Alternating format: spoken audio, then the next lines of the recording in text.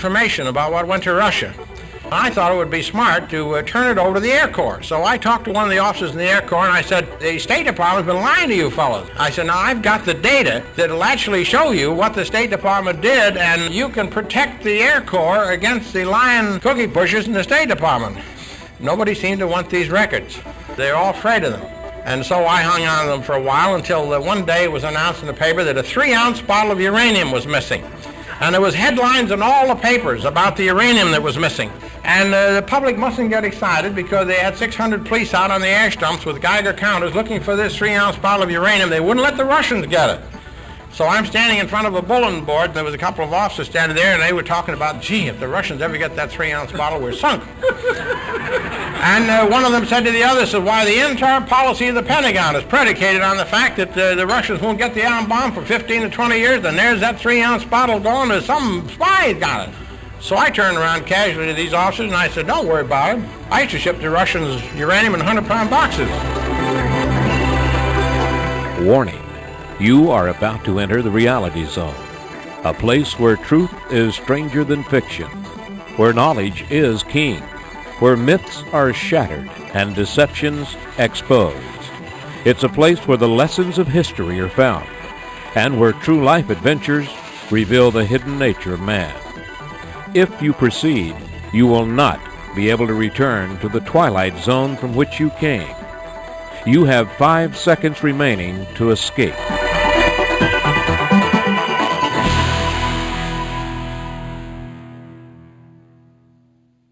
Welcome to the Reality Zone. I'm Ed Griffin. The voice you have just heard is that of Major George Racy Jordan, the man who was in charge of shipping war materials to Russia during World War II through the U.S. Air Force Base at Great Falls, Montana. He became the center of controversy in 1949 when he testified before congressional investigating committees that he had received directives from high officials in the State Department and the White House to deliver components of the atomic bomb to the Soviets. At first, he wasn't believed, but Major Jordan had kept a diary, and in that diary he had a detailed record of official directives, phone calls, shipping dates, cargo manifestos, names of the pilots who flew the missions, everything that was needed to confirm that his story was true. When his diaries were published in 1952 by Harcourt Brace and Company, his book was ridiculed by reviewers. Like many others who had tried to warn about treason in high places, he was soon forgotten, and his diaries were relegated to the dustbin of history. In the recording that follows, there are several references that may be unfamiliar to audiences of today. Major Jordan's presentation was made in Los Angeles in 1963, which was a time when there was public concern about communist agents who had infiltrated into key organizations that make up the American political and social fabric. Congressional investigating committees had uncovered shocking evidence that Soviet agents posing as loyal Americans had penetrated deeply into every branch of government, the media, schools, even churches. You will hear Jordan mention such names as Alger Hiss, Harry Hopkins, Harry Dexter White, and other high-ranking government officials whose communist affiliations were well known to audiences at that time. And when he mentions the name McNamara, it should be recalled that Robert McNamara was the Secretary of Defense in the Kennedy administration. Today's audiences also may wonder why we bother with such old history, especially why we focus on communism, when, after all, isn't it true that communism is dead? The view from the Reality Zone is that it definitely is not. True, in the former Soviet bloc, it has changed its name. Communists there now call themselves Social Democrats, and it has softened its rhetoric. But its underlying ideology and its goal of global dominance has not changed at all. You may have noticed that after communism supposedly went away, the old commissars in the Soviet Union and Eastern Europe remained in control of their respective countries. They took off the hats that said Communist and replaced them with new ones that said Social Democrat. But notice, the heads under the hats did not change. It was a strategic ploy to convince the Western world to lower its guard, to disarm, and to send large amounts of financial aid, supposedly to prevent old-style communism from returning. The harsh reality is that very few of the moles that were uncovered in the United States government in the 1960s were ever removed from their positions. They too remained in place. After the smoke of publicity cleared away and the voters assumed that their leaders would clean house, most of these agents were actually promoted. By the 1970s, the congressional investigating committees that used to investigate subversion had been closed down, and they have not functioned since.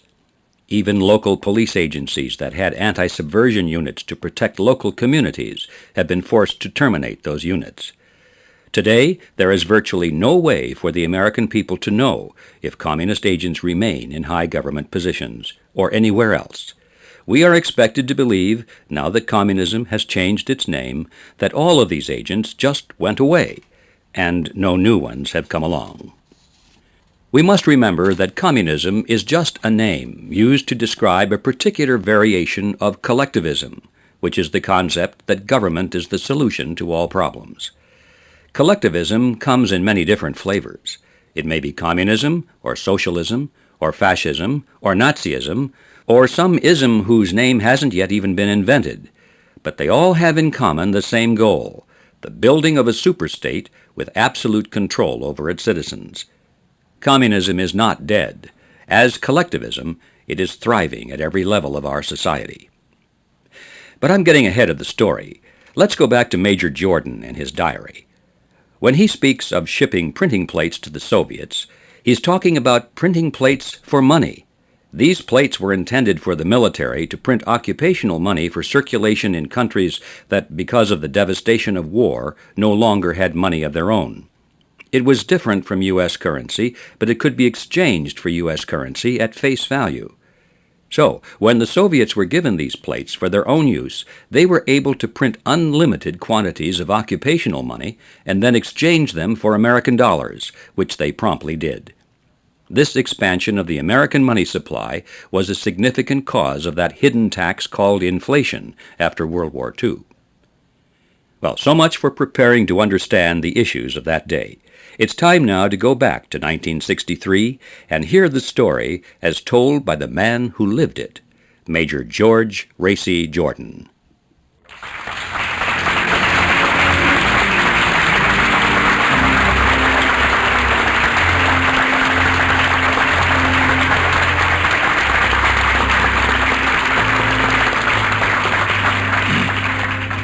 Thank you very much, and good evening, ladies and gentlemen.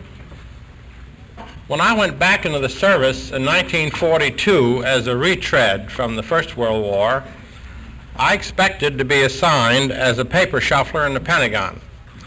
And I had informed General Arnold that I would be willing to do whatever I could to help him in the various assignments that he had in mind. He immediately assigned me to the Russian Air Force as an expediter under the Land Lease Program, working under Harry Hopkins. And I was assigned to the Newark Airport. It was at Newark that we were shipping a great many things by boat to the Russians, down around Africa and up into Basra, Persia. We were also shipping a great many planes lashed to the decks of boats that went up to Murmansk in northern part of Russia. And as I been there about 2 days, the commanding officer called me and he said that he had just discovered that I'd been a sergeant in the First World War. And of course you folks all know that it really was the sergeants who really won that war.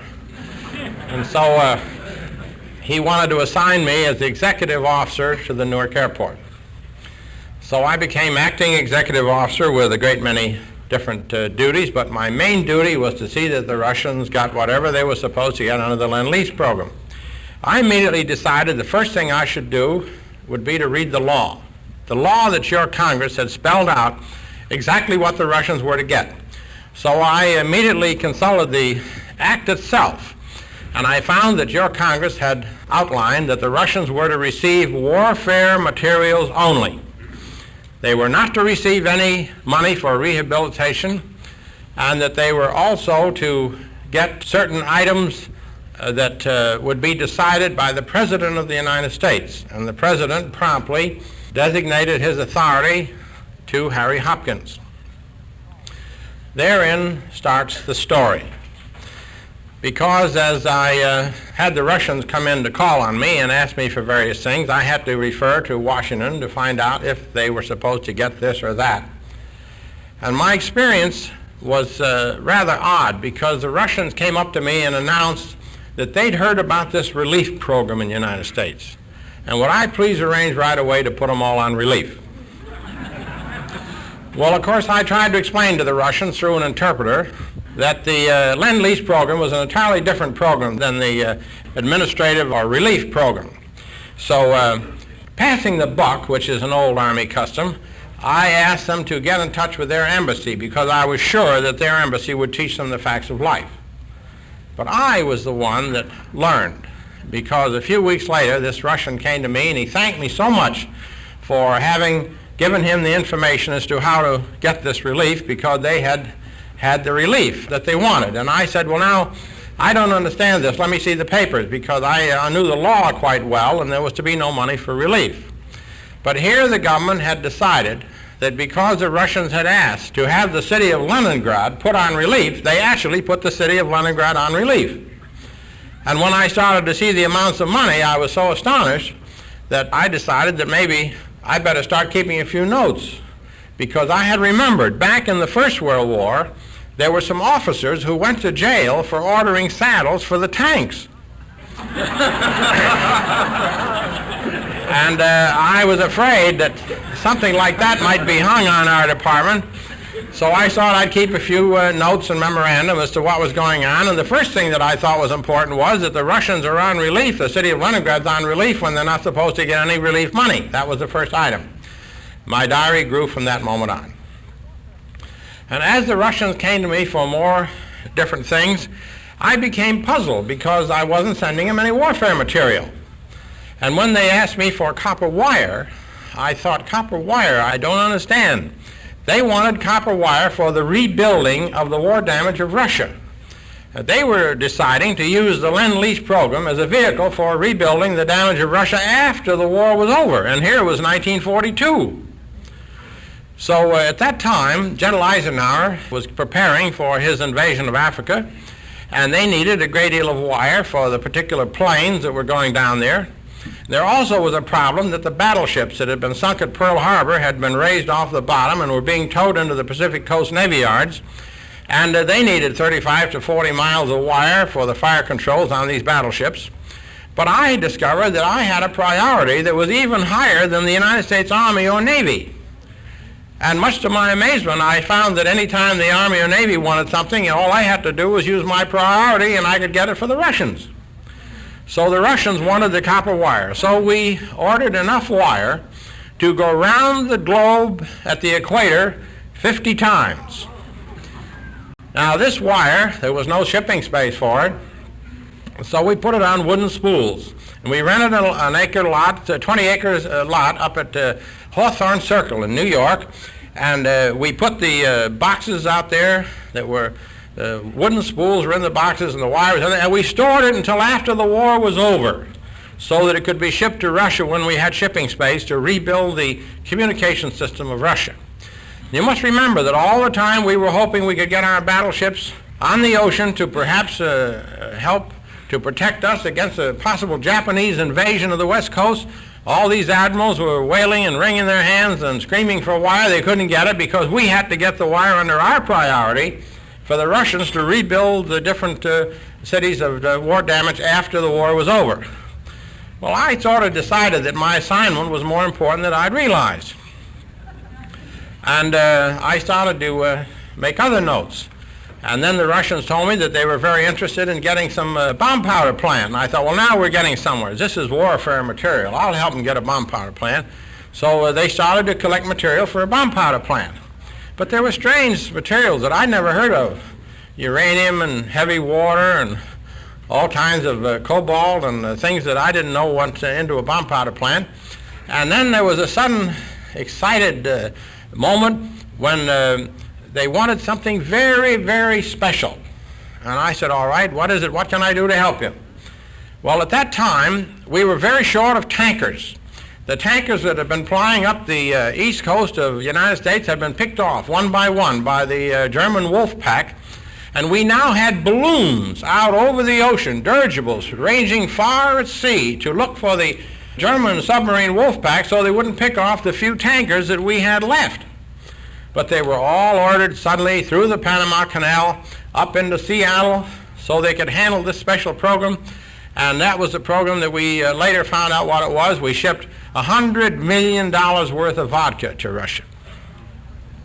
It took 55 days to go across the Pacific. And this $100 million worth of alcohol and all the necessary flavoring extracts and the glycerin and all the rest of it had to go with special pilots to go through the Japanese minefields.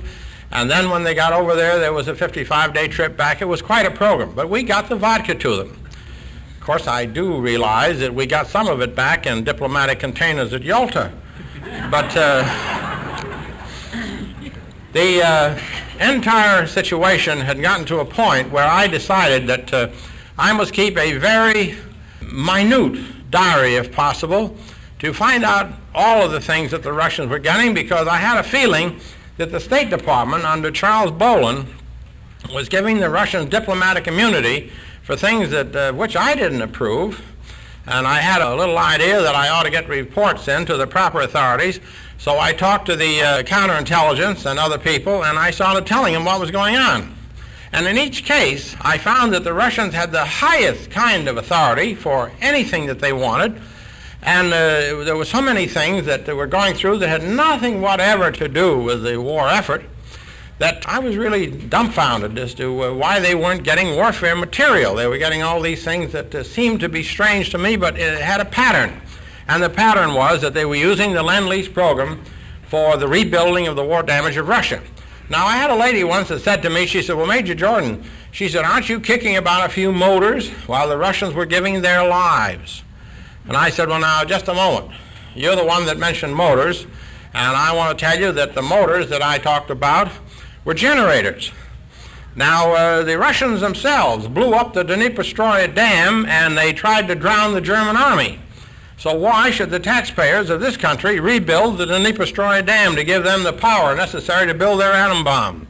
So I didn't think it was the right thing, but these motors that we sent to them, it was $222 million worth of motors, and some of them were 4 stories high that were generators to go into the Dnipro Dam to rebuild the power that was necessary to put Russia into a capacity to be an industrial nation. Quite a little time later, we moved out to Great Falls, Montana from Newark, and we started shipping the planes. Instead of by boat, we started flying them from Great Falls up through into Fairbanks, and the Russian pilots took over, and then through Siberia. And we were actually loading the guns in Great Falls until one day we had a plane that burned up on the runway, and all these cannon and machine guns were headed towards the city of Great Falls, and all I could think of was that the fire was going to hit the cannon, and in a few minutes we'd be blowing up the schoolhouses and everything else in Great Falls. So we managed to get a rope around the tail of the plane and turn it around so it headed towards the forest, and I gave orders from then on that the Russians wanted any ammunition, let them take it over by boat. I wouldn't load any more planes in Great Falls. And I signed, incidentally, for 16,000 airplanes that went to the Russians at Great Falls, Montana. And that was only half of it because there was another 16,000 that went through Basra, Persia, that went through other sources. So the Russians got around 32,000 airplanes from us, and we were shipping a plane through Great Falls to the Russians, 3 planes an hour, 8 hours a day. We were shipping a plane into the battle line every 20 minutes. Now, that's quite a lot of planes.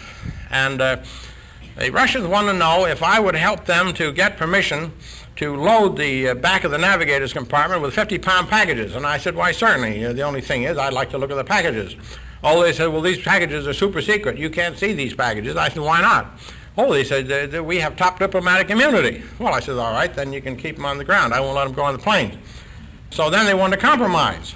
And I said, all right, what's the compromise? They said, we'll tell you what's in the packages. Well, I said, I wouldn't believe you under any circumstances.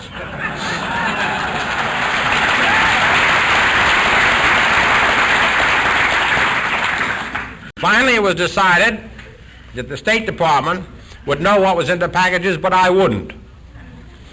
So I said, there's such a thing as an Inspector General in the Army, and if the Inspector General comes around and says to me, Major Jordan, what are the Russians shipping out in those packages, what am I going to say? Some guy in the State Department knows what they're doing. I am not. I'm going to know, or you're not going to get them off the ground. So finally, they let me look at the packages. They were simple packages. They were the patents from the patent office. Somebody in Washington had decided that it would be nice if we shipped the patent office to Moscow. They were behind us in industrial technical know-how, so someone in the top echelon had decided it would be nice if the Russians could have privileges that you and I as American citizens don't have. If you go to Washington and you put 15 cents on the counter, you can get a copy of any patent if you know the number to ask for. But in case the Russians didn't know what numbers to ask for, they were allowed down the hall through a door to browse in the department and take the numbers, and then they'd go around in the front and they'd lay down checks for $5,000 every afternoon, day after day, 5 days a week, a check for $5,000. That buys an awful lot of patents at 15 cents. Of course, I know there were simple patents like the Norden bomb sight and special undercarriages for fighter planes and all kinds of Navy observation radar and all that sort of thing. They're patents that are government developed and are not in any catalog that you'll find because they were developed by the government. So therefore, they're not in the catalog, but the Russians were shipping out $5,000 worth of them a day. And I had 2 million pounds in 50-pound packages in a warehouse. I didn't have shipping space for them. And everything was AA, and then AAA, and then AAAA priority, and there were certain packages of patents they wanted. Why, it would take them 50 years to even open the bundles. So I decided to go to Washington. And I went down to Washington. I wandered around down there in the Pentagon, and I started to talk to people about what was going on, and I started to talk to the State Department, and they said, oh, we know what's going on. We're the ones that gave them permission. We're the ones that arranged all these things. And you just go back to the Great Falls and you do your duty as an expediter, and if you don't, why, we'll ship you to some small island in the South Pacific, you know, where the girls don't wear much and just flowers in their hair or something. Well, I didn't want to go to one of those small islands in the South Pacific. So I started sending information to counterintelligence, and I had a stream of counterintelligence men that were coming through Great Falls. And finally it was decided that because I had done such a good job and I was a First World War veteran, I would be given the privilege of retiring before the rest of the fellows. And the other fellows, when they went out, they'd all get the good jobs, and they're going to let me out first so I could get a good job. Well, I'd worked for McGraw-Hill Publishing Company for years, and I could go back there. But I was tired, and I decided to go out. And when I got out of the Army, I had all these file cabinets of all this information about what went to Russia.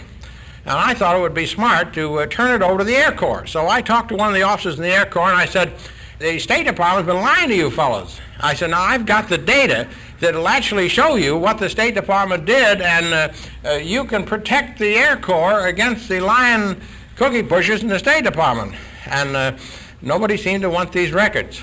They're all afraid of them.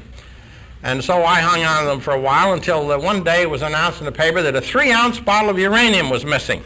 And there was headlines in all the papers about the uranium that was missing.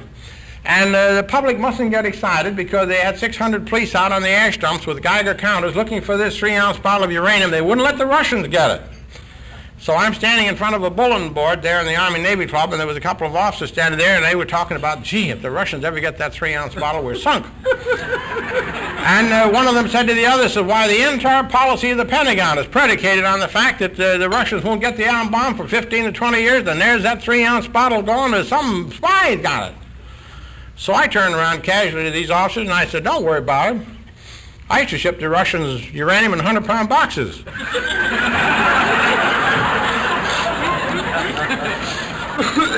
Well, these officers not only didn't believe it, but they sort of went this way, you know. He used to be a nice fellow. But, you know, since the First World War, he's gotten a little dippy and so forth. And nothing more was said for the moment, till a few days later, there was a big headline in all the papers in which Truman had announced, Russia has the atom bomb. And then these officers came running back to the Army-Navy Club, and they said, where's that Major Jordan? Where's that fellow who used to ship uranium to the Russians? And I was asked to go over to see Stiles Bridges, and I went over to see Senator Bridges, and Senator Bridges started off by swinging his glasses and staring at me. He said, now, you've never been incarcerated in a mental institution, have you? I said, no, sir, and I think they'd have trouble. Well, he said, there wouldn't be any trouble at all. They'd put you right over to Elizabeth Hospital, and he said, if you used the word uranium, you shipped uranium, you said you shipped uranium, they'd put you in Elizabeth Hospital. Well, I said they'd have trouble because I got a diary. He said, diary? What have you got in your diary? Oh, I said, the plane number and the pilot and the number of the planes and the poundage and the day it went and who flew the plane and all that sort of business. I said, got it all in the diary. Well, the fat was really in the fire. And I was subpoenaed by the various committees of Congress, and from then on, you may remember that Fulton Lewis had the program on the air, and I was, overnight, I became what is known as a controversial figure.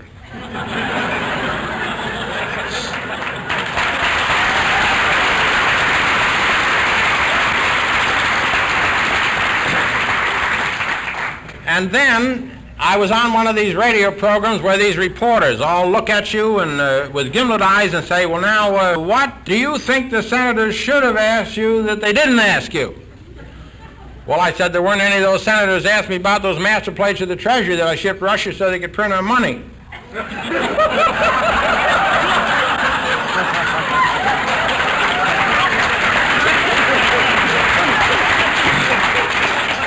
2 hours later, I was subpoenaed by the Banking and Currency Committee. And Senator Munt sitting there was smoking his pipe, and all these senators looking at me, and they said, now, we've heard rumors. Nothing's ever been definite. Now, is this something that you heard secondhand, or do you know about it in some manner? Did you hear who did it, or what? Well, sir, I said I sent 23 plates positive and 23 negatives and 52 barrels of ink and all the paraphernalia and copies of the money. They were fine plate and loads of paper. I said, what else do you want to know? So for the first time, they pinned down the story of how the Russians got the master plates for printing the occupation money. Now, of course, the GIs have never been known to overlook anything. So when they discovered that they could buy Crisco in the post exchange or nylon hosiery or something and take it down to the mujiks, they'd look at these Russians because the Russians would have different denominations of money, and they'd find the Russian that had the 50-mark note or the 100-mark note, and they'd sell them the Crisco. Because, you see, the mujiks can't read. So General Clay was so upset when he found he'd redeemed $350 million more than he'd issued. He said, there must be a mistake around here somewhere. So they went over to Marshal Zwickov, and they said to Marshal Zwickov, you have the same money we have? How much did we give you? And Marshal Zwickov said, what do you mean? He said, well, we gave the British so much, and the French so much, and the Benelux countries so much. How much did we give you? And Marshal Zwickov said, oh, we, the Russian army, when we want money, we push switch in Leipzig, and the money comes out press. General Clay says, you mean you're printing it? You're printing our money? Well, he sent word right away to General Marshall. He said, the Russians are using the same money we're using. I don't know how they got it, but he said, there's an awful foul up here. He said, I've redeemed $354 million more than I've issued, and what'll I do? And they came back over the intercom, and General Marshall said, didn't they put a distinguishing mark in front of the serial number like they promised me they would? Well, of course the Russians weren't putting any distinguishing mark in front of the serial number. They were pulling it out of the presses at Leipzig, and they were taking it down to the German homes, and they were buying the silverware and the table furnishing. They were buying all the household furnishing, putting it on trucks, and they were sending it back into Russia. And the German people were taking it down in the banks. And General Frank Howley told me one day, he says, why? He said, we got so upset that we called Marshal Zwickov, and he said, we want a list here of how much you've printed. He said, I took a look at it, and General Clay took a look at it, and he said, we knew right away they were lying because there wasn't any 1,000-mark notes on there. There was a 1 mark, half mark, and all those, but 10 marks, 50 marks, 100 mark, and 500 marks, but no 1,000-mark notes. That was known as the military M certificates of the occupation forces. But there was no 1,000-mark notes on there. So they told Marshal Zwickov that this is palpably a fraud. And he says, why? What's wrong? Well, General Howley said, when I came over here, I phoned down to the Berlin banks, and I found out that they'd already redeemed 3 million 1,000-mark notes, and that cost the taxpayers an awful lot of money. So General Marshall and the rest of them, they decided to stop the occupation money. They had a new military certificate issued. They had to give the German people a certain amount of time. And in the meantime, the congressional investigation, which had been triggered from my testimony, turned up with the information that it cost the taxpayers $2,888,000,000 to allow the Russians to have a pipeline into our treasury to print our money. So that you can get involved in an awful lot of commotion in the Army if you just know just what to do. I remembered how this started. I had been noticing a loss of a lot of pistols. So I knew the Russians were stealing my pistols. And what was I going to do? I was accountable at that time for about $2 billion worth of material. And that was too much stealing of pistols. So we had a flying fortress that went down and burned up. And I thought, well, now I'd learned as a sergeant in the First World War how to get rid of accountability. So I announced that all the pistols that I'd been missing were on this flying fortress that was going down. And everything went fine until I got a telephone call. It said on the intercom, Major Jordan, General Staff Officer wants you, General Lausenheiser's on the wire. So I went to the phone and with a little, I says, Major Jordan speaking, sir. He says, what do you take me for? Well, I said, well, a comrade in arms, sir.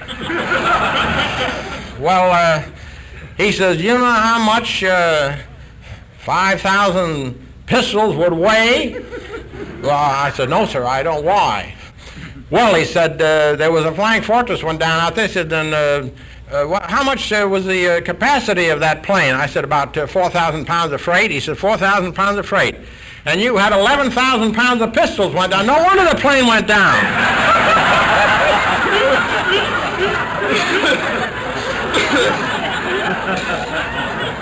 He said, now listen here, Major Jordan. I said, General, the Russians were stealing my pistols and they're stealing everything. They're stealing their eyeballs out here. I said, they're stealing the gold off the dome in the Capitol. He said, there isn't any gold on the dome in the Capitol. I said, well, the Russians have got it. Well, he said, where did you learn accountability? Well, sir, I said in the First World War, the Battle of the Belleau Woods, Shadow Theory, the Wazane, the Orc, the Veal, the Samuel, the Argonne, the Meuse Argonne. Oh, he said, what was your rank? I said, I was just a top sergeant. Oh, that accounts for it. Well, he said, I'll tell you what I want you to do. I want you to cut some orders for yourself and come down here to Washington and report to my office and make a speech to the War College on accountability. So that's how I went to Washington, and I went to General Lausenheiser's office, and I talked to him a little bit, and he had me out at the War College telling them about the impact between the ideologies, the Russian ideology and the American ideology. And I explained to these assembled colonels, I said that when I ate my meals with the Russians, I noticed that they'd be eating and they were terribly funny. They'd stab rolls with forks and they ate with their elbows and all that sort of business. And I used to look around. I'd never seen such an exhibit in my life because they all spoke different languages. They spoke 150 different languages. They couldn't even speak to each other, so they'd stab each other's food to get it. I noticed that right in the middle of all this, they'd stop. They'd put their hands under the table and they'd look down like this. I knew very well they weren't saying grace. So I knew if I asked my interpreters or what happened, why they stopped and put their hands on the table, I'd never find out. So I started to watch, and I couldn't figure out why. And then Mrs. Molotov arrived. She was in charge of the cosmetic trust. You know, she came over here to get a supply of wholesale beeswax or something. And she was going to get supplies for the cosmetic trust, and when she arrived on the scene, I told the tower, I said, send her around once more and I get the red carpet out for her, and I'll get all the Russians lined up. And I went into the office and I said to the Russians, Mrs. Molotov's above. She's coming down in 5 minutes. You better get out there and give her the VIP treatment.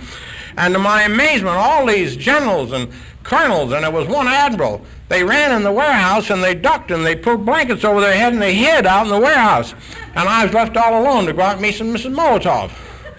And I didn't know what to do. And I thought, well, what's happened here? I thought these fellows were all such high rankers.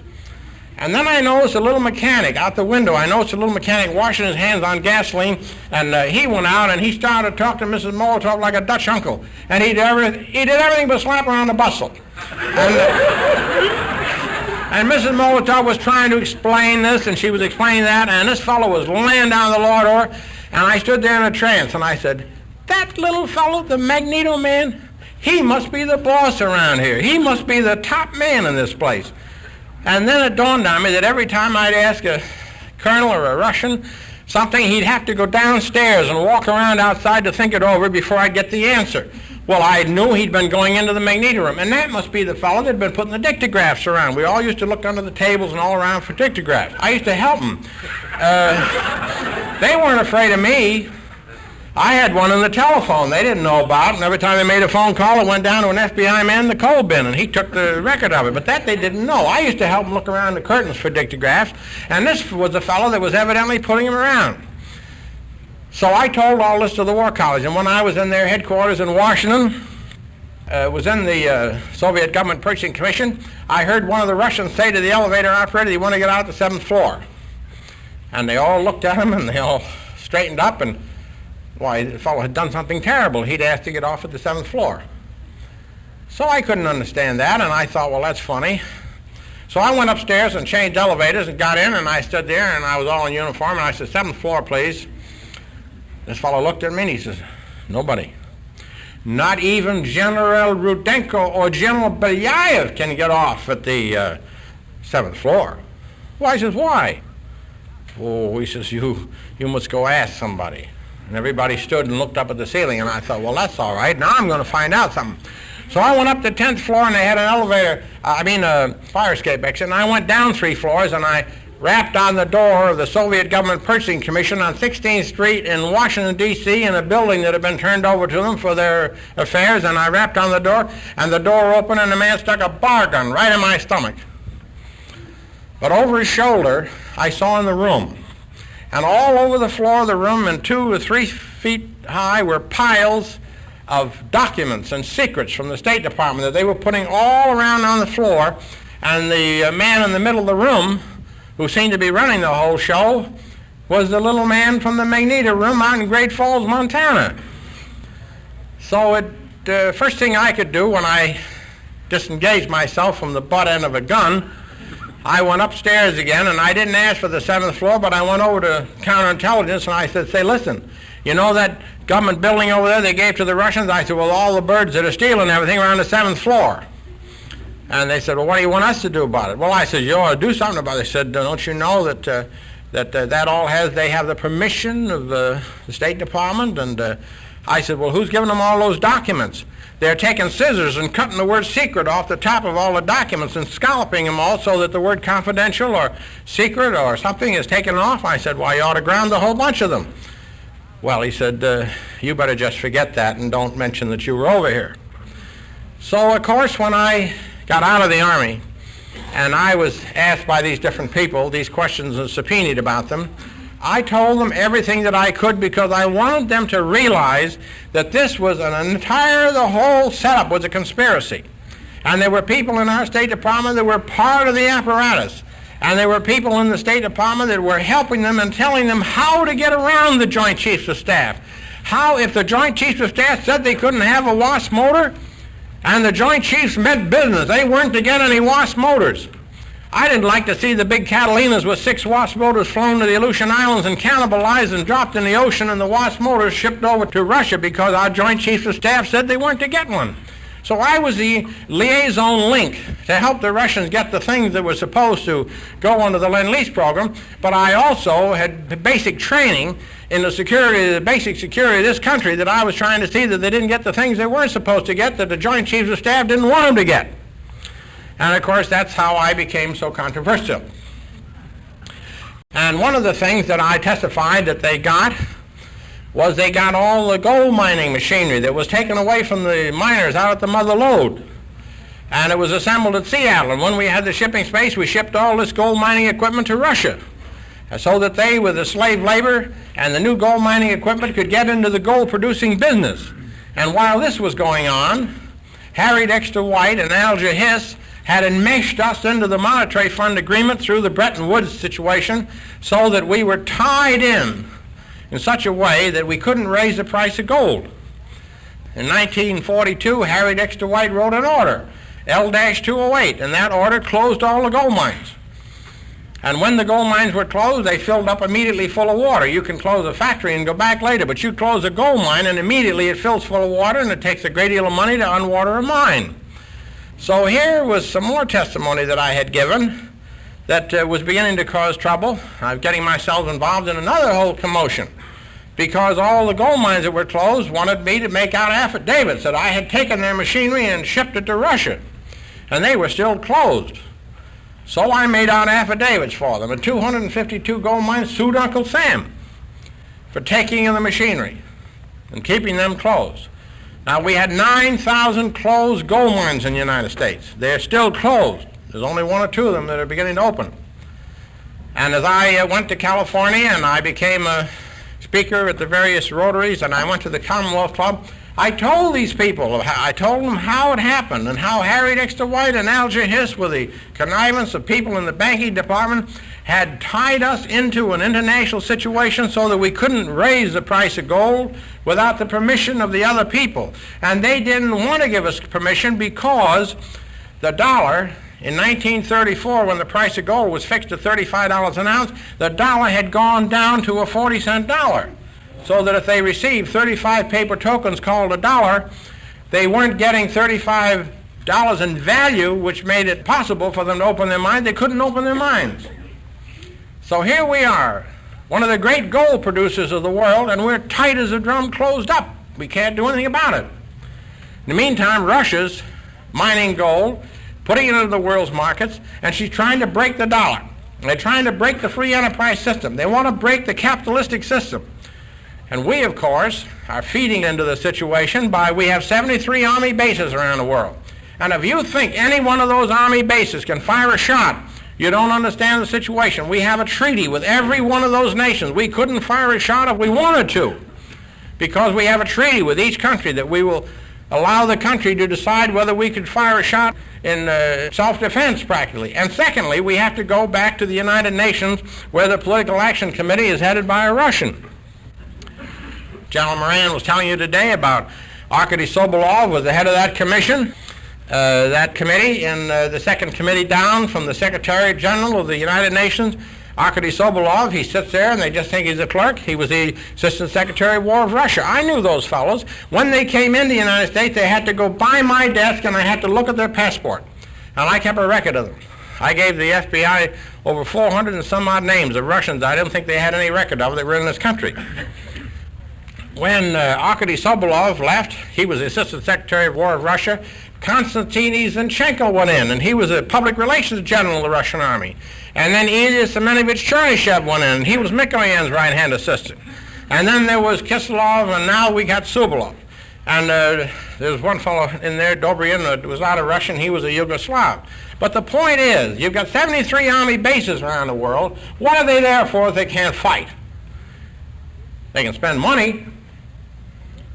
They can take from the have countries and give to the have-not countries.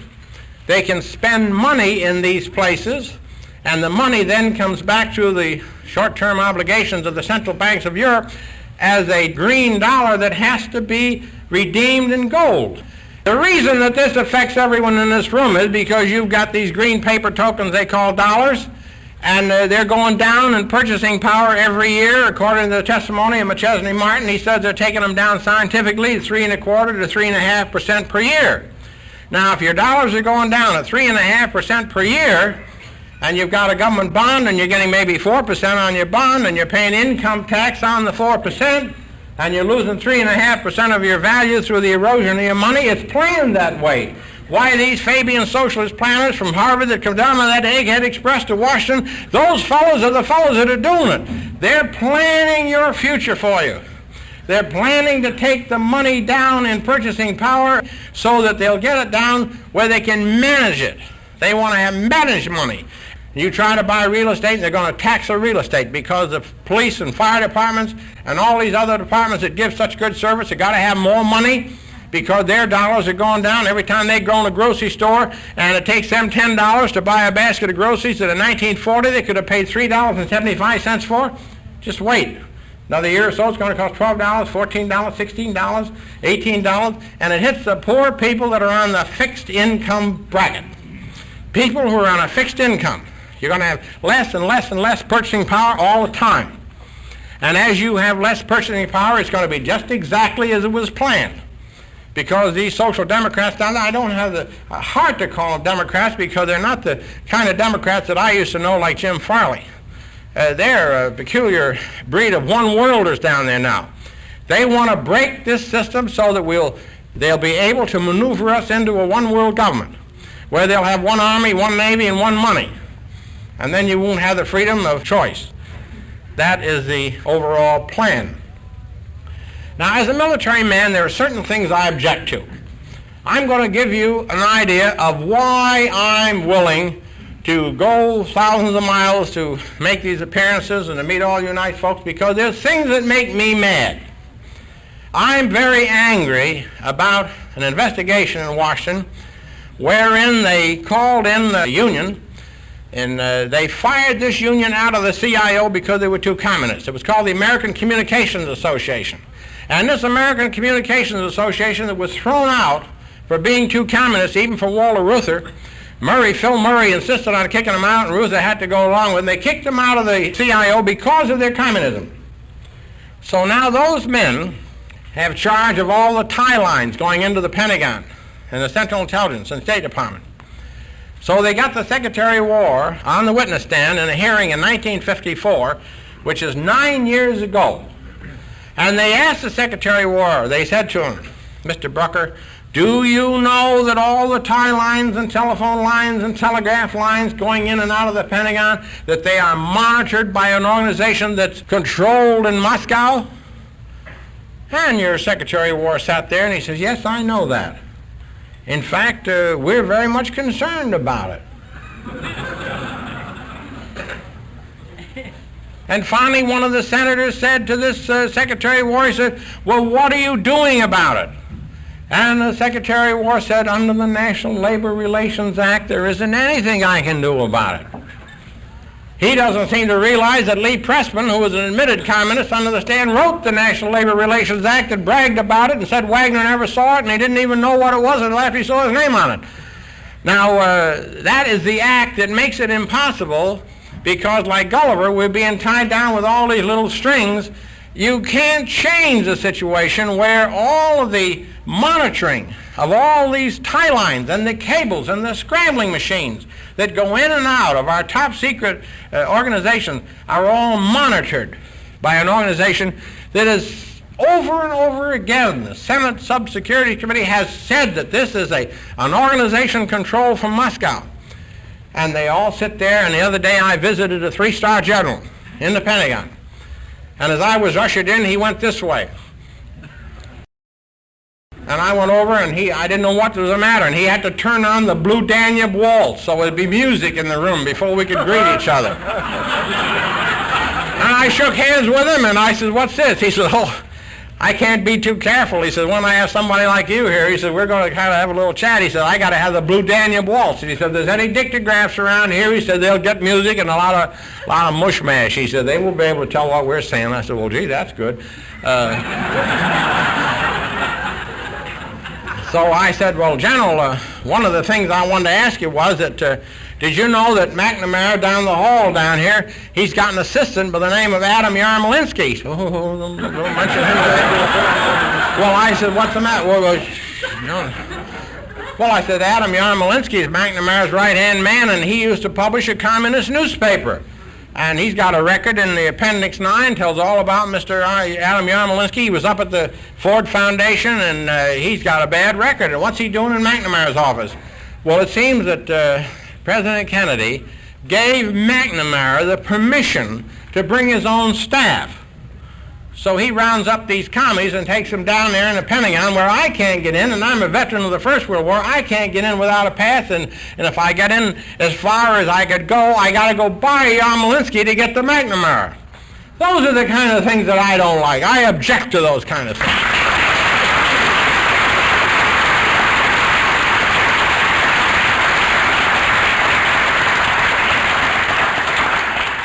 I served in the Rickenbacker Squadron in the First World War.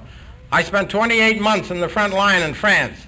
And I have a feeling is in my fiber, that those are the kind of things we could correct, we should correct, and we've got to correct.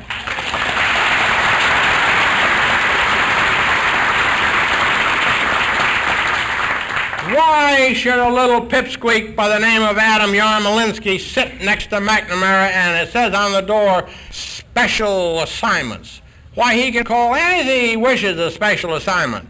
And McNamara has the nerve to bring one of those fellows in. And now, of course, this is not the first time it's happened, and I want to tell you that the Communist Party had a prize once. It was a contest of some kind to get the most number of new members in the party. And it was announced in all the communist papers. The one that gets the most number of communists is going to win a prize. And this fellow by the name of Lynn Lemoyne Prout out here in your neck of the woods out here, he won the prize. He got the most number of communists in the party. So he went to New York and he met Browder. And Browder said, "You're a fine, upstanding young communist. We're going to give you a prize. We're going to promote you. We're going to give you a big promotion." This was in 1941, before Pearl Harbor. So what did this man get as a prize for winning the most number of communists over to communism? Why, they sent him in the office of the Chief of Staff of the United States Army to examine the desks of the generals to make sure they were locked according to security regulations. And when they had him on the witness stand later, when I gave his record to Senator Ferguson, and they had him on the stand, they asked him, they said, "What else did you do?" "Oh," he said, "I looked at the general's incoming and outgoing boxes to make sure they were in order and gave them rubber bands and blotters and rulers and things that they needed." And he said they were all very busy. And of course, as the president has said, they were very competent to the task to which they were assigned.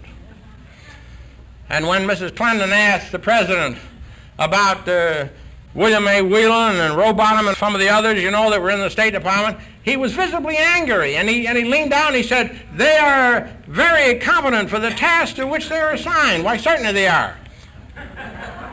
They're all communists and they're specially trained for their jobs, and that's why they're so efficient." And this fellow, when they asked him, they said, "Well, now you're in the office of the Chief of Staff. What happened?" Well, he testified that he was promoted. He was made personnel manager for the Secretary of War when war broke out, and the busy Secretary of War was so busy with the war that he's a fellow that graded and evaluated and hired the personnel for the Secretary of War. And then when the war was almost over, why, they promoted him to Quartermaster General's office, where he was in charge of the personnel in the depots throughout the world, Guam, China, Africa, and India, putting the personnel and grading them and evaluating them. And when I gave this information to Senator Ferguson, it was 8 o'clock in the morning, and the senator was going to a committee meeting, and he had a glass of milk in his hand, and his hand was trembling so he was spilling the milk, and he said, "Well, Major Jordan, I can't take it." He said, "That man could have put all kinds of people in the War Department." I said, "Yes." And I said, "You want to know where he is now?" He says, "Well, let's arrest him. He's personnel manager of the Reconstruction Finance Corporation, financing communist projects around, you know, urban renewal and all that sort of thing." Now, this has got to the point where I say I'm mad, I'm frustrated to think that this great, wonderful country of ours is being so infiltrated with termites in the woodwork, and we can't get them out because there's a reason why we can't get this one out, and there's a reason why we can't get that one out.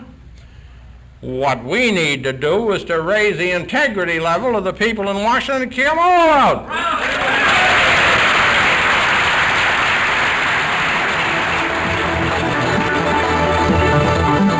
This program is from the audio archives of the Reality Zone.